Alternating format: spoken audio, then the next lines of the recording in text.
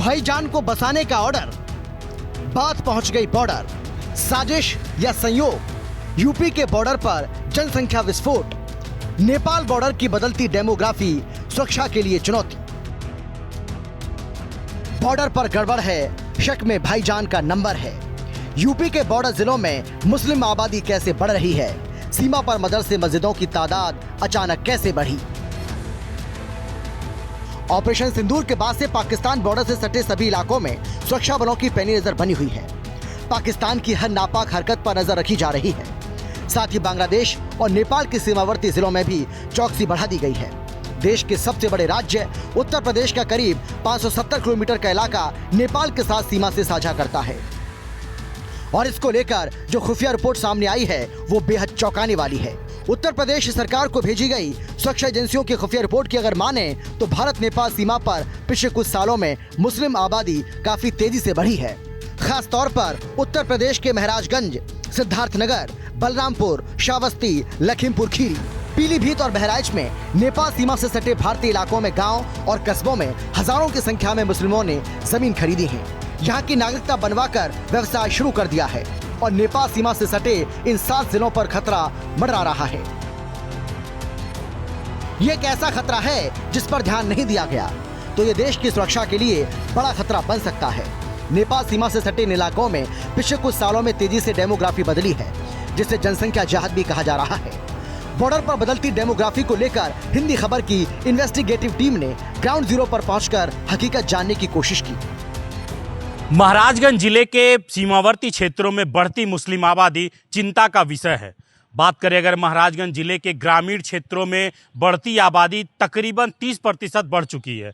ऐसे में ground zero पर चलकर हम पूरी मुस्तैदी के साथ पता करने की कोशिश करेंगे कि आखिर ये मुस्लिम आबादी जो बढ़ी है वो कहाँ की रहने वाली है, नेपाल की रहने वाली है या नेपाल से कोई ऐसा साजिश रचा जा रहा है जिसके तहत आने वाले समय में नेपाल भारत के लिए काफी कष्टदायक साबित हो सकता है। भारत नेपाल सीमा पर बसे महाराजगंज जिले का नौतनवा कस्बा सबसे संवेदनशील माना जाता है। नौतनवा कस्बे के कई वार्डों में पिछले 5 सालों में मुस्लिम आबादी में भारी इजाफा हुआ।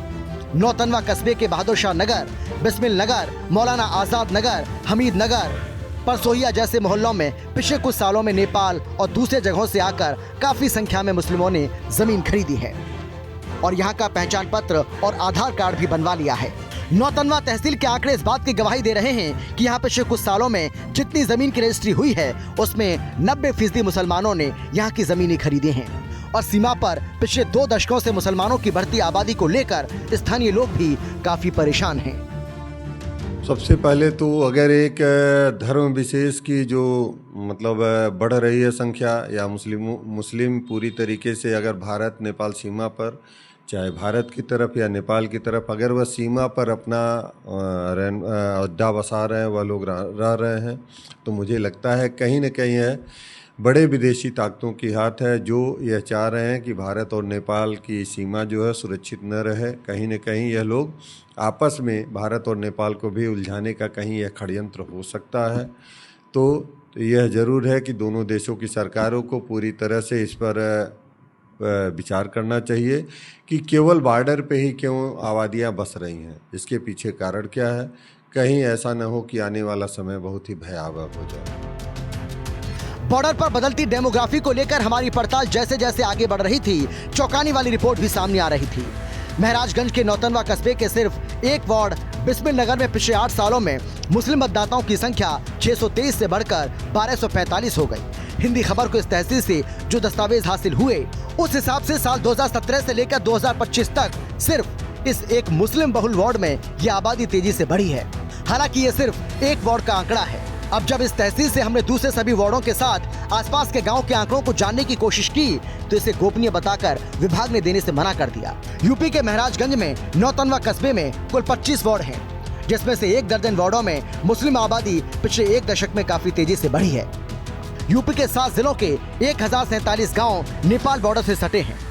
इन जिलों के 116 गाँव में पिछले 10 साल में 50% मुस्लिम आबादी बढ़ी है। 303 गाँव में मुस्लिम आबादी 35 से 50% बढ़ गई है। इन जिलों में न केवल मुसलमानों की संख्या बढ़ी है बल्कि मस्जिदों और मदरसों की संख्या में भी अप्रैल 2018 से मार्च 2025 तक 30% की बढ़ोतरी हुई है। 2018 में मस्जिदों और मदरसों की संख्या 1348 थी। सिर्फ 7 साल में ही यहाँ 450 और मस्जिद मदरसे बन गए हैं। सीमा पर बढ़ती मुस्लिम आबादी चिंता का विषय है, राष्ट्र के लिए हमारे घातक है, क्योंकि आप सभी लोग जानते हैं कि भारत और नेपाल की एक खुली सीमा है। पाकिस्तान से घुसपैठिए नेपाल के रास्ते भारत में प्रवेश करते हैं और भारत में प्रवेश करके अपनी आतंकवादी गतिविधियों को अंजाम देते हैं, और जिसका खामियाजा यहाँ के लोगों को भुगतना पड़ता है। काफ़ी क्षति पहुँचाते हैं वो, और एक साजिश के तहत ही भारत और नेपाल की सीमा पे इनकी आबादी बढ़ी है। यह छुप करके पहले यहाँ रहते थे किराए के मकानों में, और धीरे धीरे यहाँ इन लोगों ने अपनी ज़मीन ले लिया, अपने नाम से जो है कुछ ज़मीनें खरीद करके मकान बनवा लिया। यहाँ की आईडी भी उनके पास उपलब्ध हो चुकी है। कुछ ऐसे हैं कि जो मुस्लिम हैं और जिन्होंने अपनी पहचान हिंदू के रूप में छिपा रखा है। यहाँ हिंदू लड़कियों से शादी करने की बात प्रकाश में आई। यह हिंदू बन करके जो है देशद्रोह का कार्य कर रहे हैं, और इनको संरक्षण देने का कार्य यहाँ के गुंडे माफिया जो अराजक तत्वों से जो जुड़े हुए हैं वो सभी लोग कर रहे हैं। नेपाल सीमा पर बदले डेमोग्राफी के ये आंकड़े डराने वाले हैं। सिर्फ महराजगंज जिले की ही बात की जाए तो नेपाल से लगती करीब 84 किलोमीटर की खुली सीमा है। यहाँ के बॉर्डर से एक दिन में नेपाल से आने जाने वालों की सीमा हजारों में है, और जिस तरह से मुस्लिम आबादी बढ़ी है उससे बड़ी साजिश का शक जताया जा रहा है।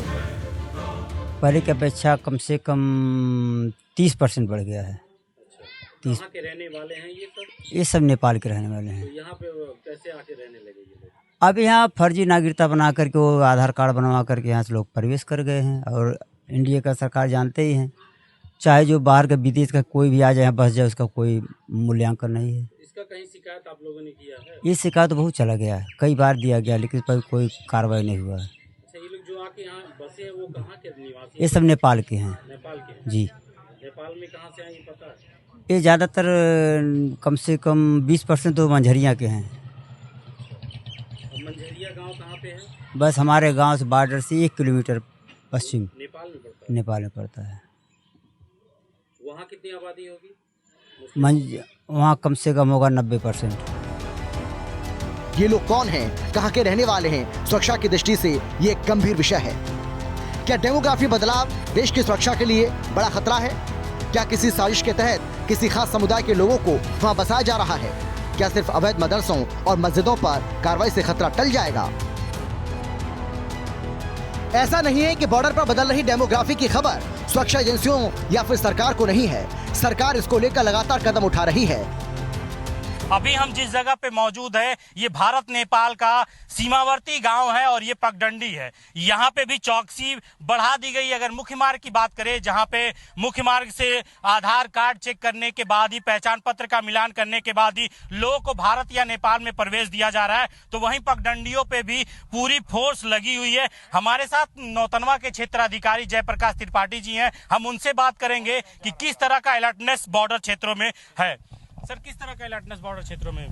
ये हम लोग हाई अलर्ट पे हैं और आगे दिनों में भी रहेंगे, और इसी तरीके से हम लोग चेकिंग जारी रखेंगे और चेकिंग हमारी की जा रही है। ऐसा है भाई, सुनो, आप लोग सब लोग ये जानते रहो कि अगर कोई अनवांटेड एलिमेंट्स दिखे तो तुरंत बताइएगा, ठीक है गाँव वालों?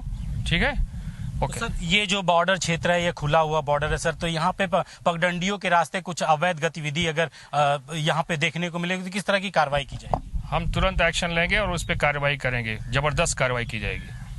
तो आपको बता दें कि भारत नेपाल सीमा का पगडंडी क्षेत्र है, जो पिलर संख्या अगर हम बात करें तो ये 520/26 है। अगर इधर हम आपको दिखाएंगे तो इधर नेपाल लिखा हुआ आपको दिखाई देगा, और उस पार अगर देखेंगे तो भारत लिखा हुआ दिखाई देगा। यहाँ एसएसबी भी पूरी तरह से मुस्तैद दिखाई दे रही है ताकि कोई भी अवैध गतिविधि भारत में प्रवेश न कर पाए।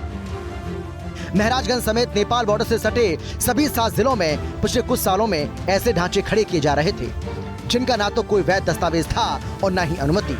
कई मस्जिदें, मदरसे और ईदगाह अवैध तरीके से निर्माणाधीन पाए गए।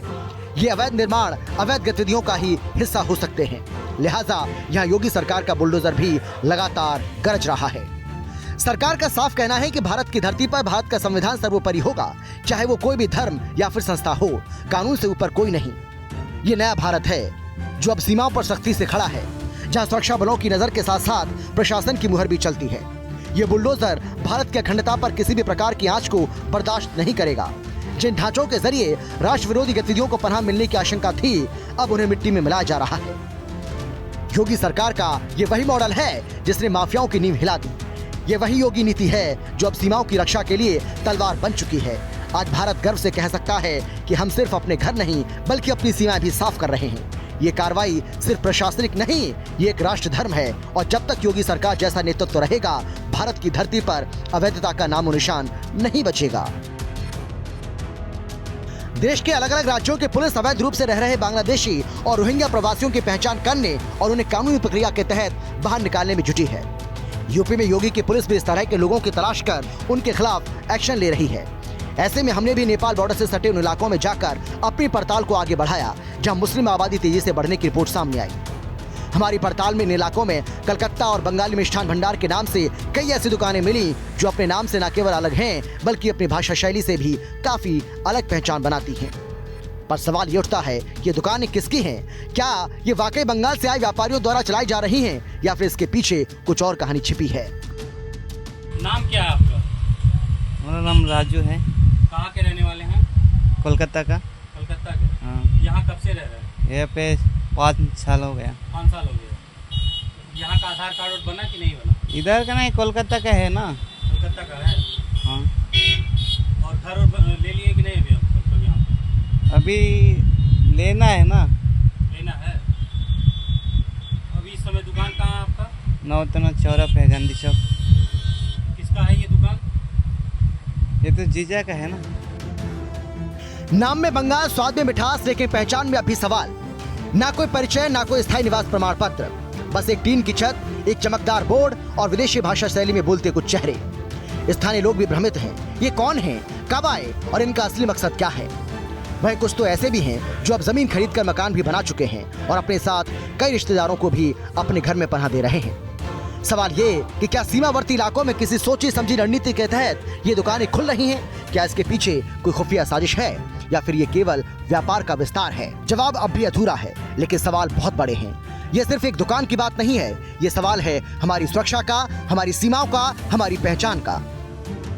नेपाल बॉर्डर का रहने वाला हूँ। मेरे बगल में जो गांव है वो मंझरिया है और यहाँ पर जो है मुस्लिम आबादी पहले जो है 10% थी, आज के समय में 40% हो गया है। नेपाल में जो मंझरिया गांव है वहाँ में कम से कम ये मान के चलिए कि 99% वहाँ की मुस्लिम आबादी है और जितने भी लोग यहाँ आए हैं और वो लोग नेपाल से ही आए हैं। और भारत में रह रहे हो, कहाँ के रहने वाले हैं? वो सब नेपाल से आए हैं। 10% से अब यहाँ 40% हो गए। हाँ, 10% से 40% हो गए हैं। कहीं इसकी आपत्ति दर्ज कराई? एसएसबी वालों ने कई बार जो है यहाँ सर्वे किया है, लेकिन उसका कुछ फ़ायदा मिला नहीं सबको। और मैं चाहता हूँ कि इस पर सरकार कड़ी से कड़ी कार्रवाई करे और यहाँ से खदेड़ने का काम करे। हमारी पड़ताल में ये भी सामने आया कि इन सीमावर्ती इलाकों में पिछले कुछ सालों में जमीन की जो रजिस्ट्री हुई है उनमें भी आधे से ज्यादा जमीन मुसलमानों ने खरीदी। उत्तर प्रदेश के महराजगंज जिले के सोनोली बॉर्डर क्षेत्र में पड़ने वाले गांव जैसे सुकरौली, जुगौली, भगवानपुर, खनवा, हरदीडाली और नौतनवा के हमीद नगर और अंबेडकर नगर में 2018 से 2021 के बीच जमीन खरीदने का चलन तेजी से बढ़ा। रजिस्ट्री कार्यालय से मिली जानकारी के मुताबिक इन 4 सालों में सबसे ज्यादा जमीन खरीद मुस्लिम समुदाय के लोगों ने की। आंकड़ों के मुताबिक हर साल इन क्षेत्रों में रजिस्टर्ड जमीन सौदों में मुस्लिम खरीदारों की भागीदारी लगातार बढ़ती जा रही है। विशेष रूप से सोनोली बॉर्डर से सटे इलाकों में यह बढ़ोतरी सुरक्षा और जनसंख्या संतुलन जैसे कई सवालों को जन्म देती है। स्थानीय नागरिकों और जनप्रतिनिधियों में इसे लेकर काफी चिंता भी देखी जा रही है। महराजगंज के सोनोली क्षेत्र में साल 2018 में जमीन के जो 199 रजिस्ट्री हुई उसमें से 76 खरीदार मुस्लिम हैं। इसी तरह से साल 2019 में 104 में से 64 जमीन की रजिस्ट्री मुस्लिमों ने कराई। 2020 में 195 में से 113 जमीन की रजिस्ट्री मुस्लिम खरीदार के नाम से हुई, जबकि 2021 में 145 में से 79 जमीन मुस्लिम खरीदार के नाम से रजिस्ट्री की गई। जिससे ये पता चलता है कि किस तेजी के साथ इस इलाके में मुस्लिमों की आबादी बढ़ रही है। और ये किसी एक इलाके का हाल नहीं बल्कि उत्तर प्रदेश में नेपाल बॉर्डर से सटे सभी 7 जिलों में इसी तरह से डेमोग्राफी चेंज हो रही है। पहले मुस्लिम आबादी कितनी थी और अब कितनी है? अरे लगभग पहले से 10 घर बढ़ गया नेपाल के हैं। कहाँ के रहने वाले हैं? नेपाल के। यहाँ यहीं आके रहते हाँ यहीं रहते हैं। हैं। तो यहाँ के प्रधान जी या फिर यहाँ के लोग शिकायत नहीं किए हैं? नहीं, प्रधान और शिकायत क्या करेंगे जब पैसा लेकर के आधार कार्ड बनवाते हैं लोग। शिकायत कितना होगा? इससे आपको नहीं लगता कि देश के लिए हाँ परेशानी तो है ही है। नेपाल के आएंगे, कहीं के आएंगे, जमीन खरीदेंगे, रेट बढ़ेगा। यहाँ के लोग रहेंगे तो रेट नहीं न बढ़ेगा। जानकारों का मानना है कि नेपाल से सटी सीमा होने के चलते ये इलाका रणनीतिक रूप से संवेदनशील है। इसीलिए यहाँ की जमीनों की बिक्री को लेकर प्रशासन को अधिक सतर्कता बरतने की जरूरत है। तो क्या ये केवल एक सामान्य रुझान है या फिर इसके पीछे कोई गहरी रणनीति? ये जांच का विषय है। वहीं पकडेहवा नेपाल में भारत से सटे बंजारों का एक टोला है, जहां नेपाल के अधिकारियों की बोलती बंद रहती है क्योंकि उनकी संख्या ज्यादा है। उनकी पहुंच भी अन्य देशों के लोगों से रहती है। कभी नेपाल हिंदू राष्ट्र हुआ करता था, जहां मुस्लिम आबादी ना के बराबर थी, लेकिन मौजूदा समय में नेपाल में भी तकरीबन 6% मुस्लिम आबादी हो चुकी है। महराजगंज के पुलिस अधीक्षक सोमेंद्र मीणा का कहना है कि जो भारत में सीमावर्ती क्षेत्रों में किराए का मकान अथवा अन्य नाम से दुकान चला रहे हैं, उनकी जांच कर सत्यापन किया जा रहा है। सीमावर्ती क्षेत्र में संदिग्ध गतिविधियों पर अंकुश लगाने के लिए सभी सीमावर्ती चौकी, थाना प्रभारी और सभी पुलिसकर्मियों को ब्रीफ किया गया है। सभी मुस्तैदी से लगातार पेट्रोलिंग कर रहे हैं और जो भी इनपुट LIU और अन्य सुरक्षा एजेंसियों से प्राप्त होते हैं हम उसका तत्काल सत्यापन करते हैं। ग्राम सुरक्षा समितियों की मीटिंग की गई है और मीटिंग से भी जो जानकारी प्राप्त होती है हम उसका भी सत्यापन लगातार कर रहे हैं। और मुख्य मार्ग पगडंडी मार्गों पर चेकिंग की जा रही है। पगडंडी मार्गों पर विशेषतः CCTV कैमरे लगाए गए हैं। सोलर पावर्ड CCTV कैमरे की संख्या भी बढ़ाई गई है जहां विद्युत की आपूर्ति नहीं है। इसके अतिरिक्त ड्रोन से भी निगरानी की जा रही है। मिश्रित आबादी क्षेत्रों में ड्रोन से निगरानी की जा रही है। और आम जन से भी अपील की गई है कि कोई बाहरी व्यक्ति यदि आकर रुकता है तो उसके बारे में तत्काल सूचना दें और उस पर हम लोग तुरंत रिस्पांस दे रहे हैं और उनका सत्यापन कर रहे हैं कि किस उद्देश्य से वो बाहरी व्यक्ति यहाँ आए हैं और उनकी पहचान क्या है, इसके बारे में जानकारी दी है। बदलती डेमोग्राफी की पड़ताल करती हुई हमारी टीम पहुंची महराजगंज जिले के बैरिया बाजार गांव में। ये वो इलाका है जहां से बॉर्डर पर कमर्शियल एक्टिविटी बड़े पैमाने पर होती है। कभी आपसी सौहार्द का प्रतीक रहा ये इलाका आज चुपचाप एक बड़े बदलाव की गवाही दे रहा है। पिछले 10 सालों में यहाँ मुस्लिम आबादी में 30% तक की वृद्धि दर्ज की गई। इस बदलाव ने स्थानीय लोगों में न सिर्फ हैरानी बल्कि चिंता पैदा की। बैरिया बाजार से नेपाल की दूरी महज कुछ मिनटों की है। सीमा पार नेपाली इलाकों में मुस्लिम आबादी का अनुपात करीब 90% तक बताया जाता है। जिस प्रकार सीमा पर बढ़ती मुस्लिम आबादी को देखा जा रहा है, उसी हिसाब से अगर हम बात करें महराजगंज जिले के नौतनवा के सिर्फ एक वार्ड की, जिसका नाम है बिस्मिल नगर, अगर देखा जाए तो 2017 के विधानसभा में वहां पे वोटर लिस्ट के हिसाब से 623 लोग थे, लेकिन वहीं 8 साल के बाद अब वोटर लिस्ट में 1200 से ज़्यादा लोग दिखाई दे रहे हैं। अब ये कौन है, कहां से आए हैं और इतनी बड़ी मात्रा में कहीं पे मुस्लिम आबादी होना, ये अपने आप में एक बड़ा सवाल है। लेकिन सवाल यह है कि क्या नेपाल से लोग भारत में बसने आ रहे हैं, और अगर हाँ तो किस वजह से? स्थानीय लोगों का दावा है कि कई घर सिर्फ बने हैं, उनमें कोई रहता नहीं। इन मकानों के मालिक नेपाल में रहते हैं और कभी कभी अपनी संपत्ति देखने आते हैं। महराजगंज का बैरिया अकेला गांव नहीं है, बल्कि सीमावर्ती इलाके के कई गाँव में यही पैटर्न सामने आ रहा है और इन जगहों पर मुस्लिम आबादी में अप्रत्याशित बढ़ोतरी देखने को मिल रही है। क्या ये सामान्य जनसंख्या का हिस्सा है या कोई रणनीतिक प्रवास? प्रशासन ने भले ही कार्रवाई का आश्वासन दिया हो, लेकिन जमीनी हकीकत अब भी कई सवालों में उलझी हुई है। गांव में मुस्लिम आबादी बड़ी है? बड़ी है। हमारी पंचवर्षी से पहले 10-5 साल। कितना बड़ा होगा लगभग? वही 8-10 घर। कहाँ के रहने वाले हैं ये लोग जो बड़े हैं? ये सब नेपाल के रहने वाले हैं। तो आपने कहीं शिकायत किया है? शिकायत किए थे, लेकिन अभी तक कोई कार्रवाई नहीं हुई। कुछ गांव के लोगों का आरोप ये भी है कि आपके द्वारा कुछ लोगों का आधार कार्ड भी बनवाया गया है और पहचान पत्र भी बनवाया गया है। नहीं, सही है? नहीं, हमारे तो नहीं बना है। भारत नेपाल की अंतर्राष्ट्रीय सीमा केवल व्यापार और आवाजाही का जरिया नहीं है, अब ये वोट बैंक की सियासत का भी केंद्र बनती जा रही है। मकसद साफ है, मतों की गिनती में बढ़त और सत्ता की चाबी। ये न केवल देश की लोकतांत्रिक व्यवस्था के साथ खिलवाड़ है, बल्कि सीमा सुरक्षा के लिहाज से भी गंभीर चिंता का विषय है। वहीं भारत नेपाल के समीप नेपाल में कई ऐसे मस्जिद और मदरसे हैं जिनका संबंध अवैध गतिविधियों पर है। सवाल यह है कि क्या प्रशासन इसे गंभीरता से लेगा क्या वोटर लिस्ट में नाम दर्ज करने की प्रक्रिया और सख्त होगी? वोट की सीमा तय होनी चाहिए, नहीं तो लोकतंत्र की नींव हिल सकती है। मैं दावे के साथ कह सकता हूं जो है कि ये वोट बैंक के लिए ही ऐसा किए हैं सब।